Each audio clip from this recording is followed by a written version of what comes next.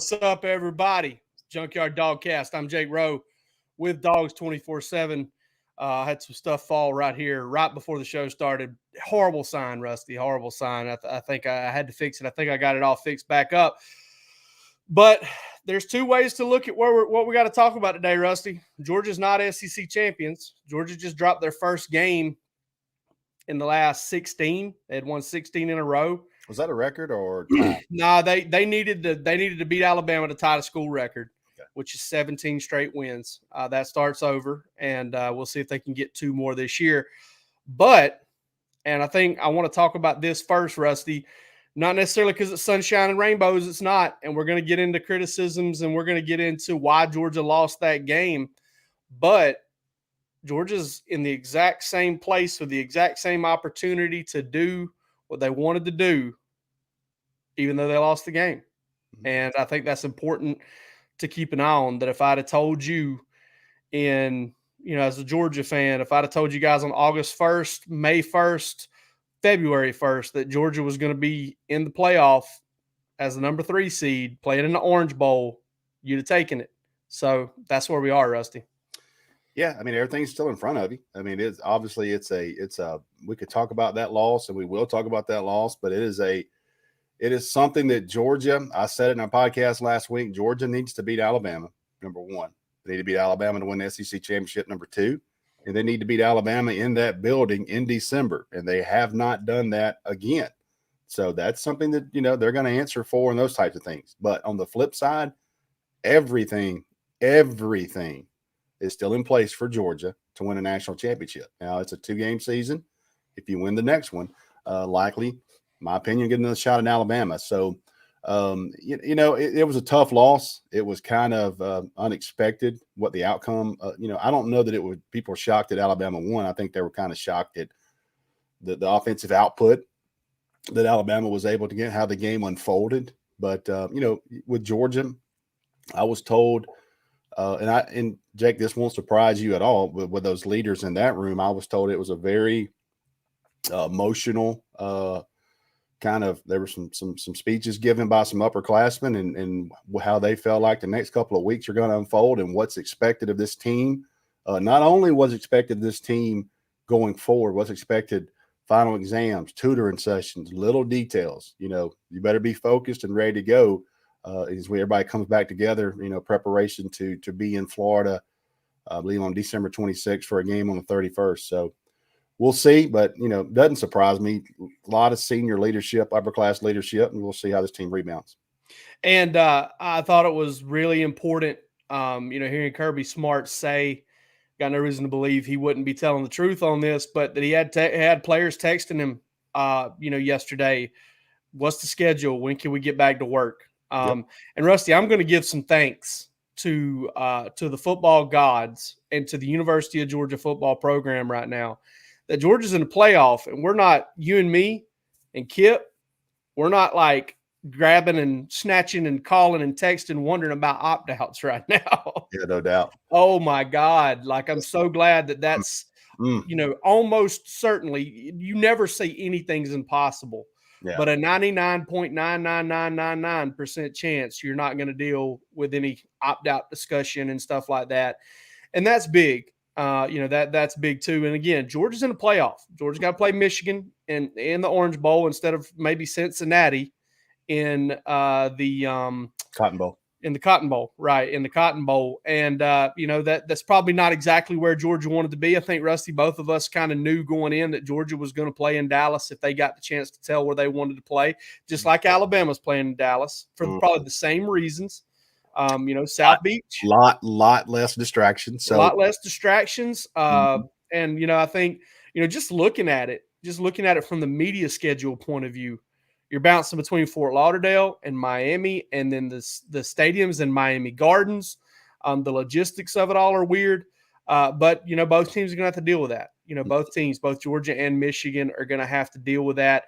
And, maybe one thing that helps Georgia a little bit in this game is they may feel good about being in the playoffs. They don't feel good about what happened the last time out. Maybe that allows you to get a little bit more focused. Kirby Smart mentioned something that I also mentioned post-game, which was there's some stuff you can learn from a loss that you don't learn any other way. Oh, yeah.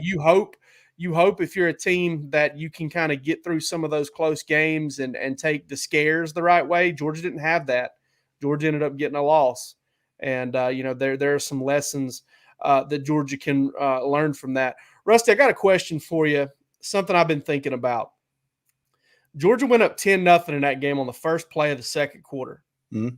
Think there might have been an exhale there, in a different, sometimes you hear about the here we go again, like getting your tail kicked. I wonder if there wasn't a sigh of relief and some here we go again, we're about to roll to another victory. Do you think that, there might have been some exhaling there? Early in the game, but you look at that 3rd and 2 that they called a 67-yard touchdown pass on, and Jamison Williams, which was kind of what we're going to see the rest of the day, was too much for the matchup. I mean, it didn't matter who they put on him. They double teamed him with 2 future NFL guys. And, you look at that route and you got to get your hands on him a little bit, but he split Lewis Seen and Keely Ringo, and Bryce Young drops a dime for a touchdown. Yeah, you're talking about the touchdown to start the third quarter, right? I'm talking about when you talking about exhaling early, okay? That touchdown, that 67-yarder was so early in that game, you knew still, hey, we got a lot of fight left us. Right. And Alabama's Alabama. So, if it's 10 or 17-0 with 5 to go in the second, maybe they're thinking, hey, we're about to smother another team. But at that point in the game, I can't see any way, other fashion, thinking that, hey, we got a 4-quarter war on our hand. And, I've seen all kind of people say, hey, they're overlooking, they're reading the papers. These kids, this staff knows there's one team in the country they haven't got over the hump against, and that was a team they played on Saturday. And they've had loss after loss and another loss to that team. So I don't think they were looking ahead, any of those things. I think when you peel it back, Jake, and I usually try to wait 24 hours, when you peel it back, Alabama beat Georgia almost every phase of the game, except for special teams. Yeah.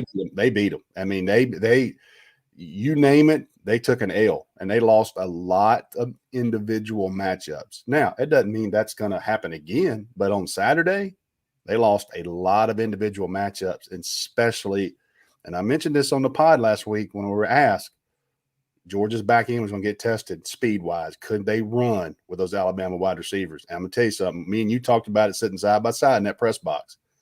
John Mechie not got hurt early on, and I feel so bad for that kid. Me too, man. What a player, and you don't wish that on anyone. So I hope John Mechie comes back. But when John Mechie and Jamison Williams was in the game, Georgia had no answer. They had no answer for John. I mean, you can make the case for Jamison Williams all you want. John Mechie was on the pace to do the same thing. Yeah, he was. I mean, he was on a very good pace. I think 97 yards receiving in the first half. I mean, he was on pace to go for 180 something too, and that probably played a role in Georgia shutting him down in the second half. I think what also played a role too is Bryce Young was on the move a lot more. Georgia kind of made him run for his life a little bit more, a little in the second half. And they couldn't get the stop when they really, really needed it. They punted it back, had it for 7 minutes, couldn't get that stop. They did a good job of controlling the run game. Otherwise, they did a good job of running the game early.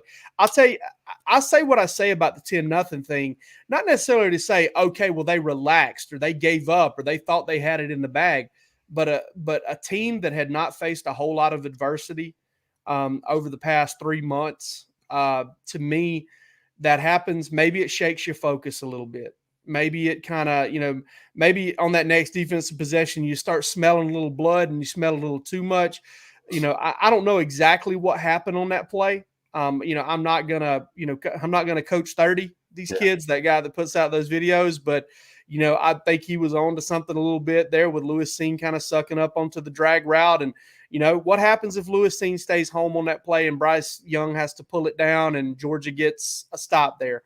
What happens if Georgia's able to fall on that fumble and prevent Alabama from getting the 2-for-1 at the end of the first half? A little bit of happy hour there for Alabama. It's tough to say, but Alabama outplayed Georgia. Alabama came into that game focused. Alabama played really well. And like you said, I don't think they outclassed them. And, there were some times when Jamison Williams just outran the defense, but there were also some times where Georgia just wasn't where they were supposed to be, where they lost track of a guy. And that brings me to the quarterback situation, Rusty, because Stetson Bennett's getting a lot of blame. Mm-hmm. And I understand it. I don't completely agree with it, but I understand it because it's a fact of life that in today's college football, if you want to win a championship, you're really well served. You've got a margin for error if you've got a quarterback that can help you win a shootout. Mhm. And I don't think you come into that game thinking Stetson Bennett dropping back 50 times, which is what he did. He didn't throw it 50 times, but he scrambled around for a few. He took a couple sacks. They dropped back to throw that football more than 50 times. That's not a recipe for success. Rusty, I don't care who's at quarterback. Mhm. Take JT Daniels at his very best. Take Stetson Bennett at his very best. Take, Bryce Young at his very best. I don't care who's at quarterback. You're gonna have a tough time. I'm not saying you can't win it, but you're gonna have a tough time winning the football game if you go 5 straight possessions where you give up 4 touchdowns and a field goal.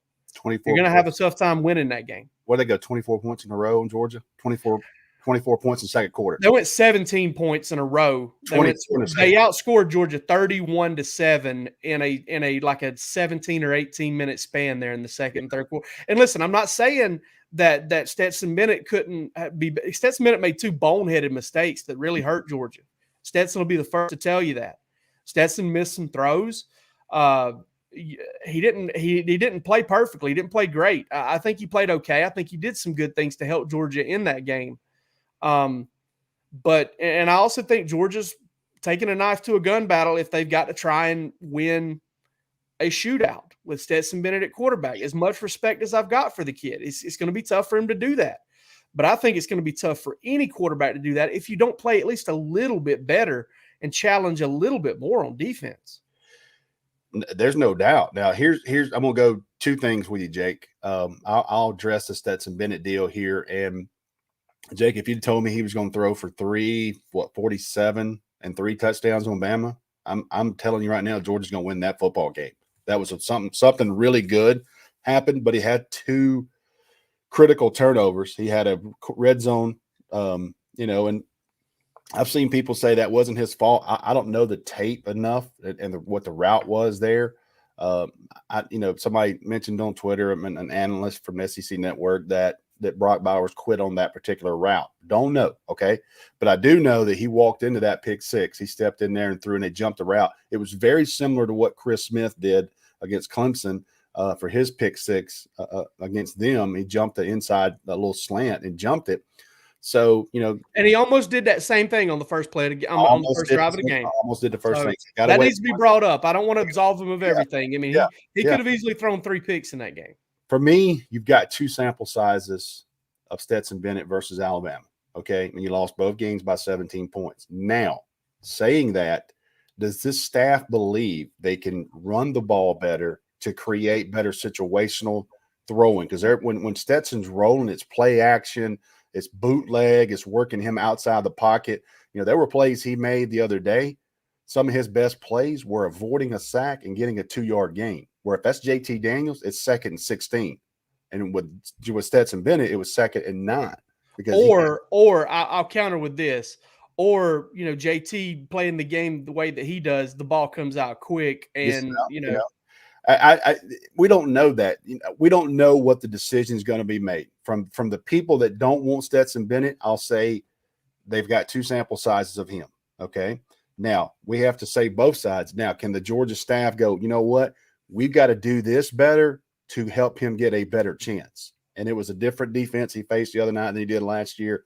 I thought they played well. I think Georgia has to run the ball a little bit more, be more consistent running the football.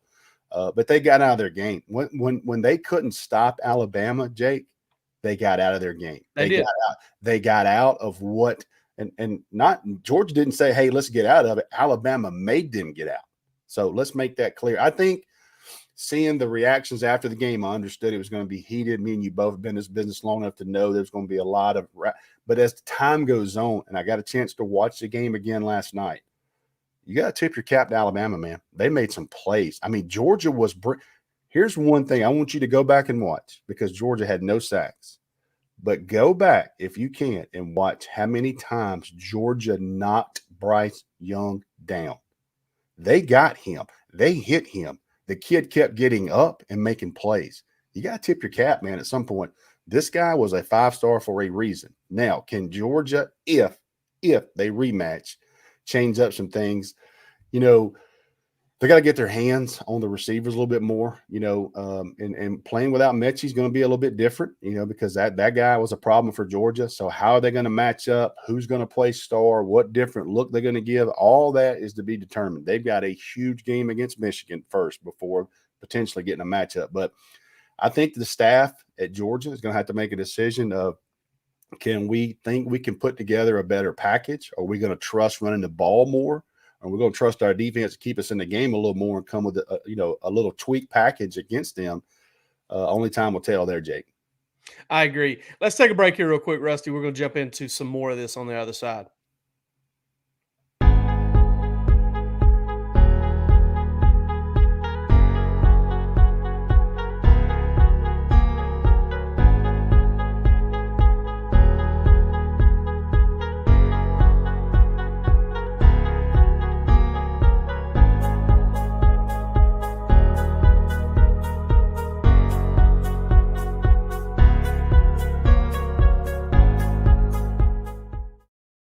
We got a question in the comments. Rusty asked if we're going to talk about Michigan.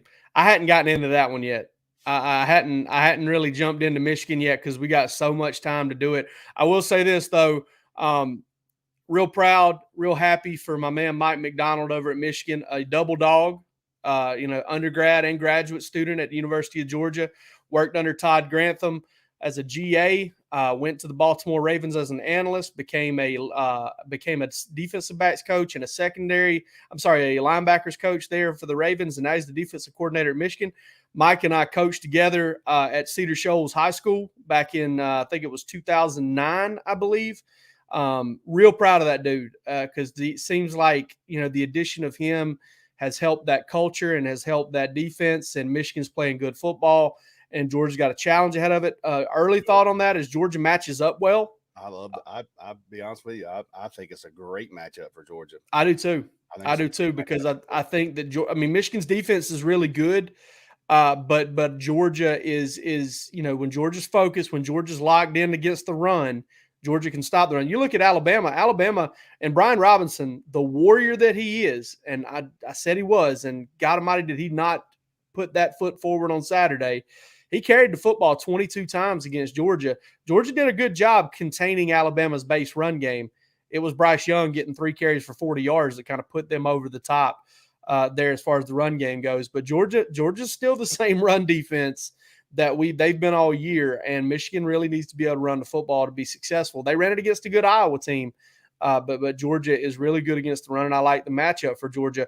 So, Rusty, you hit on some stuff as far as tweaking a package and doing this stuff.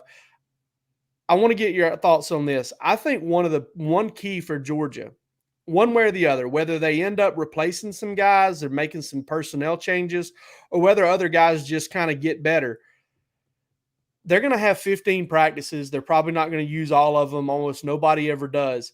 But they're going to have probably, what would you say, 3 or 4 camp style practices here where they work on fundamentals, where they get everybody reps, where they, I think one thing that Kirby Smart and company will do to an extent, I don't know how heavily, but I think and they would do well to do, is you almost open some things up. You tell some young players like Kamari Lassiter and Javon Bullard, David Daniel, hey guys, you're not freshmen anymore. You hadn't been freshmen for weeks. Go out there and compete for a job. Go out there and try to win that star job. Go out there and try to win that dime job. Go out there and try to win a job, because we're going to give you a chance. You're going to have about 5 practices to show what you got. You see that coming? Absolutely. I mean, they can't. Here's the thing with Stetson in the offensive package. You can tweak those things, and maybe that's the decision they're going to make. And this is, we're going to do a little bit more defensively. They can't come with the same package, because that was as bad as look as me and you have seen Georgia in a while. Me and you were shocked because we had an elevated view. TV had a little bit of view, but me and you had an elevated view, and we're like, where the guys are running wide open. I mean, complete busted coverages. I mean, there were times where Bryce Young was under pressure and his check down throw was for 30, 35 yards because there was nobody in the neighborhood. So those are things you can fix and you got to fix, but you got to have. I don't know the answer, but I'm telling you right now, they've got to be able to get their best speed and physical guys they can get on there. And it was pretty obvious they went with William Poole over Latavius Brini at Star, and because he's got the corner background in him. There were some times he had some busts, so maybe that's something you try to fix. But when you look at all that, I think that I think defensively, you got to look at that package real hard. And what would you do if there was a rematch with Alabama? Yeah, for sure. And one of the things I'm interested to see, Rusty, is little time off for finals and stuff. You got a lot of 300-pounders play a lot of football this year, maybe get their legs a little fresher. I really believe one of the big things that Georgia ran into on Saturday was the inconsistency of the regular pass rush, because Georgia, you look and you see Channing Tindall with a lot of sacks, and you see Nakobe Dean with a lot of sacks. Georgia's not a, Tampa Bay Buccaneers, Tampa cover 2 type team where they get pressure with front four and sack you a bunch of times, but they affect you. And I looked over to you at one point. Bryce Young had a guy open on a crossing route. Georgia had pushed the pocket in his face, and he overthrew that crossing route. I said they finally shrunk the pocket on it. Yep. They got to have more of that. And I wonder if some time to kind of regroup, and Devontae Wyatt and Jalen Carter and Jordan Davis, maybe a little bit more Julian Rochester, who made a big play late in that game to kind of help get them stopped on that last drive. He actually had a tackle for a loss. The oldest man to ever have a tackle for a loss in a college football game, Julian Rochester. Yeah, that's a trivia question one day.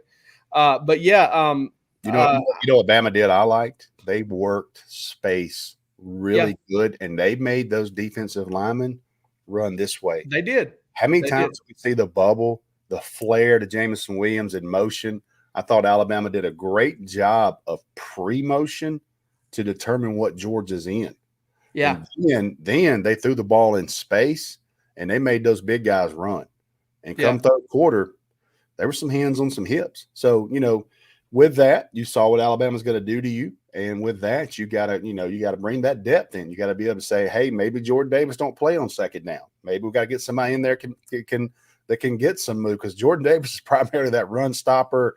Let's take on 2 guys. But, I think you got to give some credit. I don't think people really want to give Alabama as much credit. Man, they played their ass off on Saturday, and it doesn't mean that Georgia can't in a rematch. But on Saturday, Alabama was ready to freaking play, and they had a chip on their shoulder. They were tired of hearing about Georgia being number 1 in the country. That was pretty obvious with what Nick Saban said in that press conference.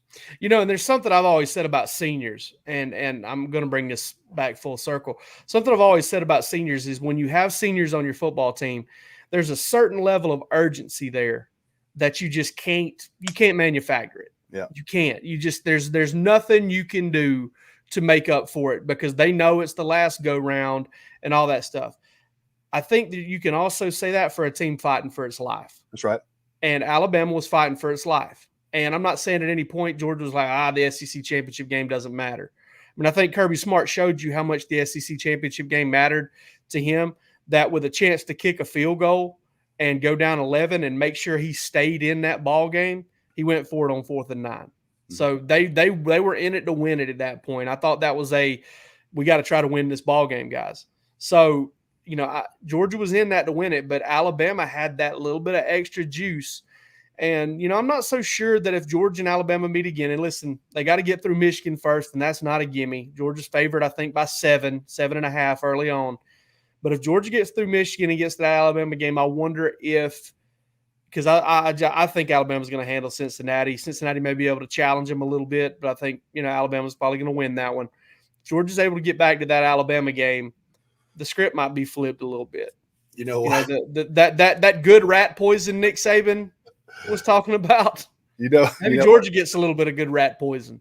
And we cover this team, so for us, it's a great opportunity, and for the people on this YouTube right now and everybody checking in, we see all you guys, and thank you for a Monday morning.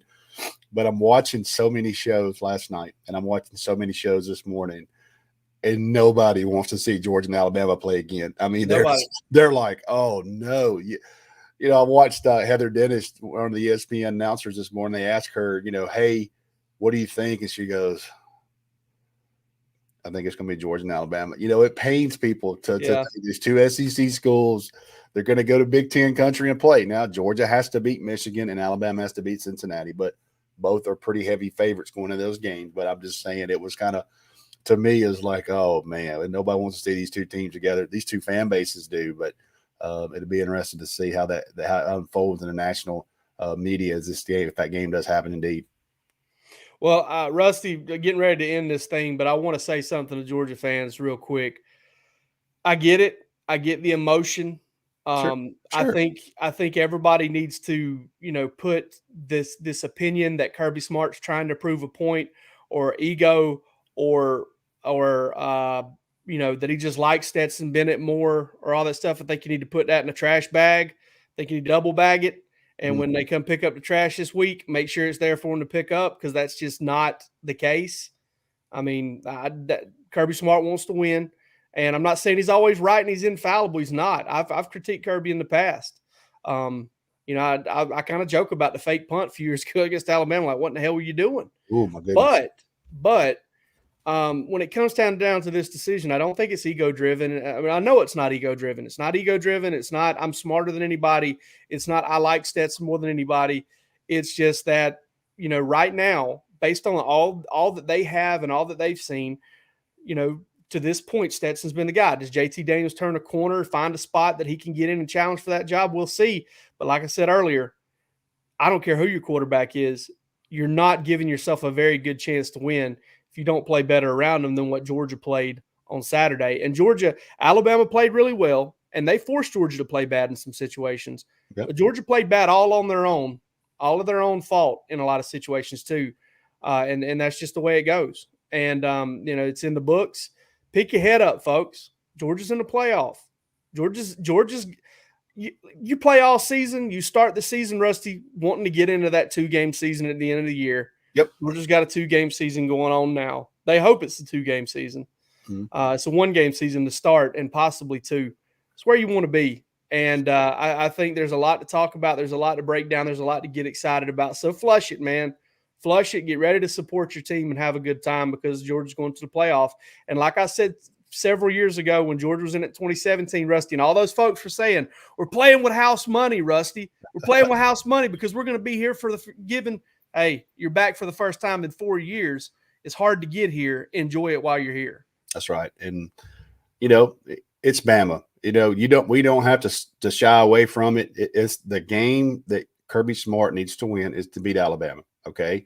And if he plays them again, it's going to be in a national championship. So, but you take away this Alabama stuff, what Kirby Smart has done at Georgia is incredible. I mean, if they add a Orange Bowl victory, that would be a Rose Bowl, a Sugar Bowl, an Orange Bowl, an SEC championship, playing for the SEC championship 4 times. I mean, it's incredible what he's done.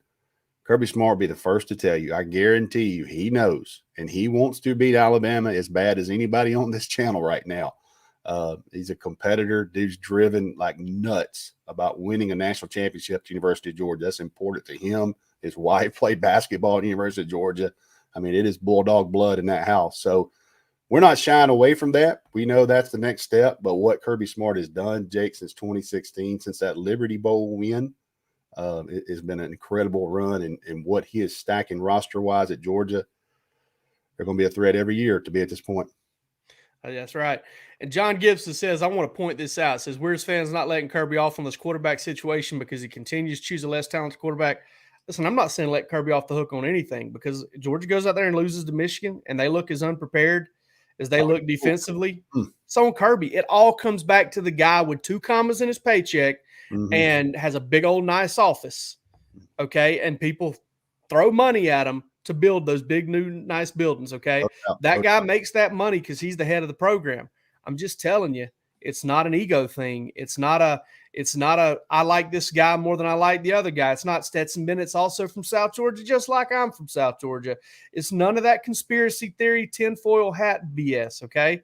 It's to this point, what they've seen, they feel like Stetson gives them a better chance to win. And listen, that's their decision to make. I don't see it.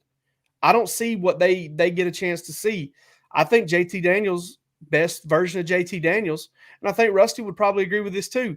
You max JT out to 100%. He's Georgia's best quarterback. Georgia felt that way to come into the season. Okay.